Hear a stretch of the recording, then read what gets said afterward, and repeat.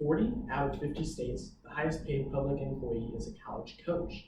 In 8 out of those remaining 10 states, the highest paid public employee is somebody affiliated with a college.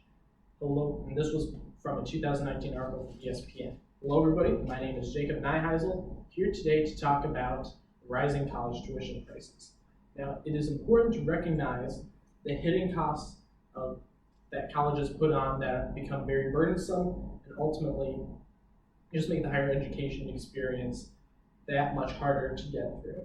This comes as college costs are low. However, colleges offering more often mean higher costs, and also the offerings come at various quantities, meaning that the education system becomes more of a consumer market. This is important as a lot of the audience is affiliated in some way with a college or university, and it's important to see whether or not it is worth the cost of the college tuition to be able to determine whether a lifelong investment needs to be paid off over a lifetime.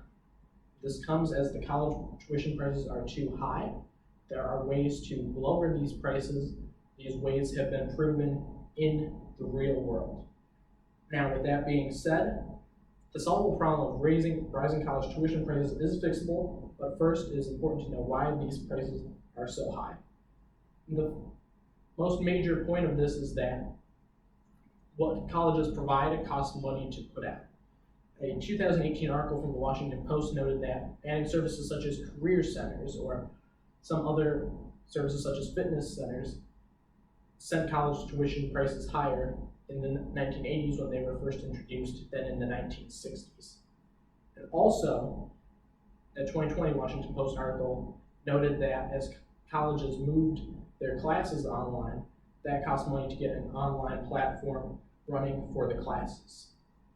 2019, a lot of this also has to do with labor. A 2019 article from the Kansas City Fed noted that about 80% of the college revenue goes actually back to the employees. And a lot of these employees are full-time professors because in the same year, the National Center for Education Statistics published a study and about 1 in 2 professors were full-time professors.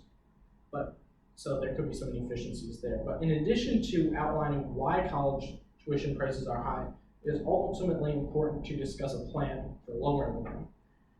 The Journal for Higher Education in 2012 holds the first step of the plan in discussing the aid appropriation given to the college. It's not always equal among students, and that is potentially why prices are so high. And this also comes as legislatures may not have as much professionalism to get to the educational aid matter. Also, what a state needs to do in step 2 is to establish a plan as with the Promise Plan that was in West Virginia that was part of 2015 Papers and Regional Science article. This plan gave merit-based aid to students, and it helped the state economy and secondary education system really immensely in the state of West Virginia. Now, previously, it was highlighted that colleges have multiple price increase factors, and there's a way to get around that. However, these methods really just produce great results overall. They produce great benefits, one of which was highlighted in the Journal for Higher Education in 2012 that noted that more control by the legislature or some sort of state or federal arm on the college was great because it kept college tuition prices down. And ultimately, with that continued control could come lower appropriations for that college or for a given college, which ultimately helps to lower the tuition prices the college learns to work with less. But there are ways that colleges compensate with this as well. 2014 article from Education Economics, colleges can enroll more students, they can redo the way that their endowment fund is, and they can take more advantage of non-tuition revenue. Now, it is important to recognize the inefficiencies hidden from students by the colleges when it comes to costs, because that Those inefficiencies, the unknowns, really make the cost of college burdensome. And as colleges are offering more and more, their costs continue to rise, but also it is sometimes more difficult to distinguish the advantages of one college versus another based on their offerings and based on their costs. So it creates a very big consumer market. The education system creates this sort of consumer market. And this comes, of course, as college tuition prices are too high.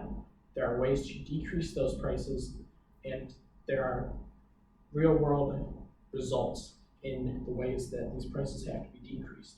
Now, all may not be represented under the highest paid state employee, but it is important that state schools have appropriations that are just. So contact your your state senator to talk more about appropriations. In this case, it is Roger Victory from Allendale, or who represents Allendale, the surrounding area.